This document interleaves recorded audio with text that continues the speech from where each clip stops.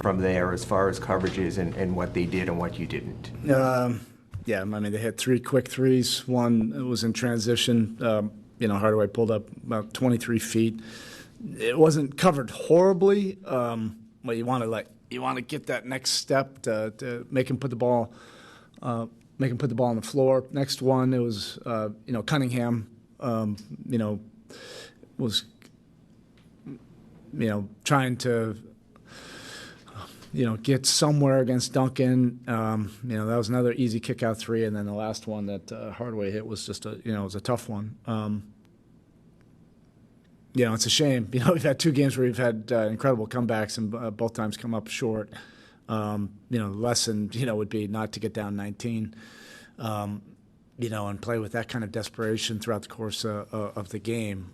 There were times that we did and then times that we didn't. I mean, this was not going to be a game that we were going to score, 130, where it was going to be easy. And it felt like early on that we were trying to see if we could, just get our offense going. And then they got into a great flow in that first half, and we weren't able to overcome that. That final possession in a 1-point game, why not something? You're just trying to get something open, and obviously they got to stop. But, I think this whole arena, that probably felt like it was 10 seconds, for that shot, to finally hit the rim. So, the possession before that, you get something, right at the rim. They end up fouling Jimmy. And this one, you live with that. Tyler made a bunch of big shots, going down the stretch. It's always tough, to get a wide open look, on a side out of bounds. We were fortunate to be able to get, a couple, and that one looked like it had a chance. The Jimmy Butler play and the shoe where you were defending 4 on 5, there's really no recourse there. There's no thought of fouling. I mean, you want to foul anyway, but you're screaming. You got to make these decisions, real time. Just didn't happen. 2 of the better young players going head-to-head in this one, what Cade did for them, especially as a setup man, the way you were defending him, what Tyler did in the fourth quarter. I mean, sort of the battle between the two. Can you sort of talk a little bit about that? Yeah, Cunningham's a unique player because of his size. He can beat you with scoring, but also, what he was doing is just a bunch of facilitating, setting up, wide open shots. Even if they missed them, a lot of them were based on his decisions and reading where our weak side defense was.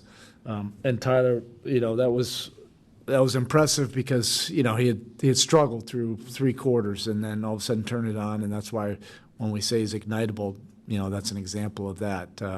We wouldn't have even been into overtime if he didn't knock down some really tough shots. At the start of each half, you went to Drew Smith early for Haywood in the first half, for Duncan in the second. What about Drew and what about those scenarios told you to get him in the game? If Drew didn't get in foul, the sixth foul, that might have looked different. He just does a bunch of winning things. I don't have time or the energy to try to explain all of them right now. That was big. His 5th and 6th fouls. That last one, I thought he got a clean swipe on it.